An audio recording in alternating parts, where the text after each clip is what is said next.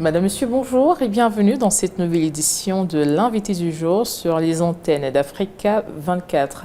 Alors que la zone de libre-échange continentale africaine ZLECAf ouvre de nouvelles perspectives d'intégration économique, la transformation structurelle des économies africaines demeure un défi majeur. Faible industrialisation, dépendance aux exportations de matières premières, déficit d'infrastructures ou encore fragmentation des marchés, autant d'obstacles qui limitent encore le potentiel de croissance du continent. Dans ce contexte, les zones économiques spéciales apparaissent comme un levier stratégique pour attirer les investissements, développer les chaînes de valeur régionales et renforcer la compétitivité des économies africaines. Mais leur réussite dépend de leur capacité à s'inscrire dans une vision plus large de l'intégration régionale et du développement industriel. Pour discuter des enjeux de développement des zones économiques spéciales, nous recevons sur ce plateau M. Adama Egbert Coulibaly, économiste en chef du bureau sous-régional de la CEA pour l'Afrique centrale. Monsieur Coulibaly, bienvenue sur Africa 24. Merci de l'opportunité. Monsieur Coulibaly, la CEA plaide depuis plusieurs années pour une transformation structurelle des économies africaines. Les zones économiques spéciales constituent-elles aujourd'hui l'un des instruments les plus crédibles pour atteindre cet objectif? Oui, pour vous dire sincèrement, la CEA, c'est le bureau d'études du continent. C'est depuis 1958 que la CEA est installée sur le continent africain, mis à la disposition du continent pour accompagner sa transformation. Donc, vous voyez bien que nous avons, au niveau de la Commission économique vraiment des Nations Unies, nous avons accompagné la mise en place d'institutions fortes comme l'Union africaine, nous avons accompagné la mise en place de la BAD, nous avons accompagné la mise en place du NEPAD, l'Agence de développement pour le continent. Nous avons suffisamment d'institutions, d'expérience accumulée et d'expertise aussi. Donc, lorsque nous venons pour donner un conseil ou se prononcer sur un sujet, c'est sur la base d'études vraiment approfondies. C'est sur la base d'expérience, de preuves, non seulement sur le continent, mais aussi de preuves que nous tirons d'études que nous avons menées pour comparer les réalités, les situations du continent africain par rapport à ce qui se passe en dehors du continent. Nous transformons, nous nous développons, mais nous ne nous développons pas suffisamment rapidement ou assez. Nous allons à des taux de croissance de 3%, 4%. Nous avons besoin d'aller à des taux de croissance au niveau global de 10%, de 12%, de 15%. Nous pouvons le faire. Mais pour le moment, nous allons trop lentement pour pouvoir, en tant que des économies en mode de rattrapage continu, de pouvoir véritablement rattraper ceux qui sont, ce que nous appelons aujourd'hui les économies frontières. Donc nous avons besoin d'accélération. Il faut des outils robustes, il faut des recettes qui ont fait leurs preuves. C'est le cas de la zone, de ce que nous appelons aujourd'hui les zones économiques spéciales. Donc la zone économique spéciale est l'instrument, l'outil privilégié pour nos économies, à la lumière de ce qui s'est passé déjà partout ailleurs dans le monde, de rapidement passer d'économies de plantation, d'économies d'exportation de matières brutes, de produits bruts, à des économies de transformation sur place de nos matières premières, de nos minéraux critiques. Donc c'est de ça qu'il s'agit. Donc c'est un outil d'opérationnalisation de la chaîne de valeur. Donc l'apport de chaîne de valeur ne doit pas être sur le continent comme des mots. Nous parlons de chaîne de valeur, chaîne de valeur, chaîne de valeur. Nous voulons que ces chaînes de valeur soient opérationnalisées dans un espace bien circonscrit que nous appelons des zones économiques spéciales de nouvelle génération.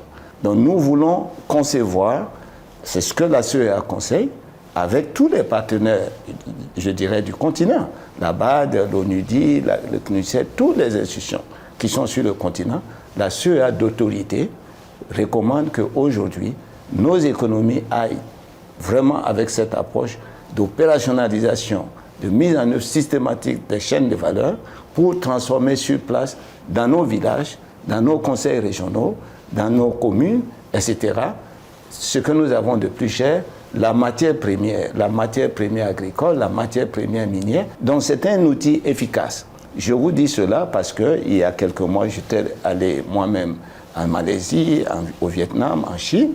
C'est cet instrument qui permet à la Malaisie de pouvoir attirer des investisseurs étrangers, des investissements conséquents, Et qui fait que la Malaisie, rien que la Malaisie, attire plus d'investissements étrangers que les 14 économies de l'Afrique centrale réunies. Justement, on parle de l'investissement direct étranger. L'Afrique attire encore une part relativement faible des investissements étrangers mondiaux. Au-delà des avantages fiscaux, quels sont aujourd'hui les facteurs déterminants qui rendent les zones économiques spéciales relativement ou réellement attractives?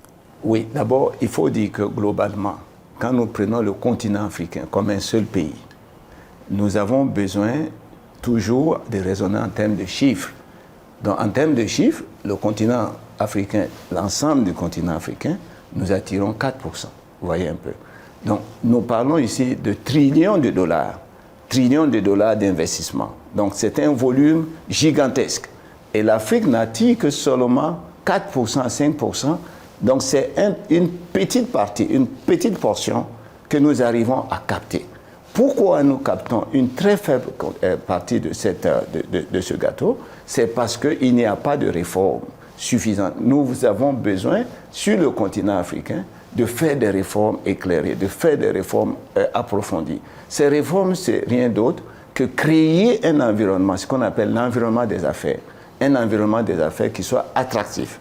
Donc, c'est attirer des investissements, des investisseurs de premier plan, pour construire des zones économiques spéciales en Côte d'Ivoire, au Gabon, au Ghana, au Cameroun, au Tchad. Donc c'est de ça qu'il s'agit.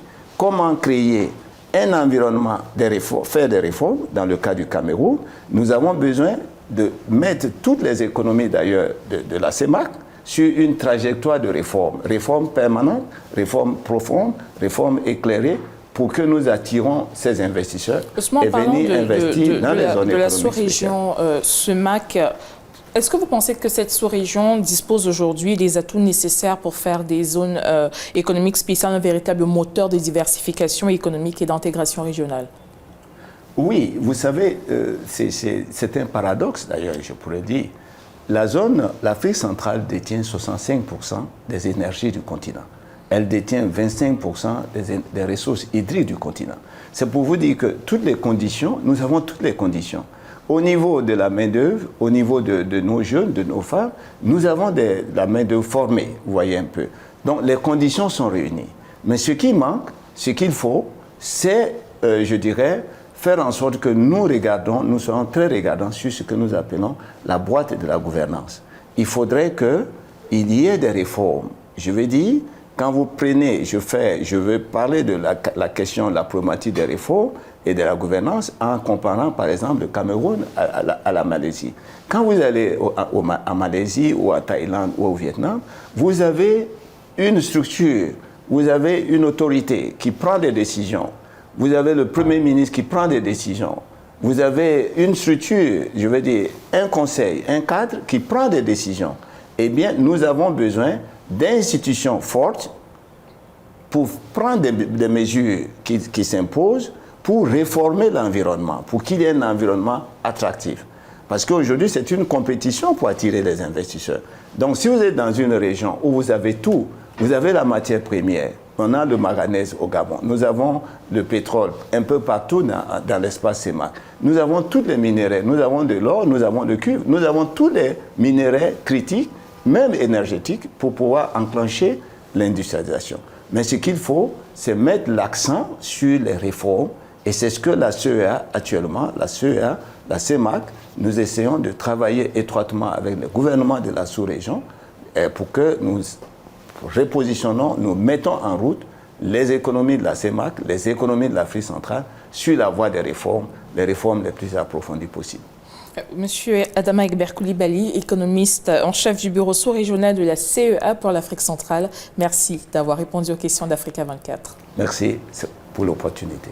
Madame, Monsieur, c'était l'invité du jour. Merci de l'avoir suivi. L'actualité se poursuit sur nos différentes plateformes, africa24tv.com et sur l'application MyAfrica24. Tout de suite, une nouvelle édition de l'actualité africaine.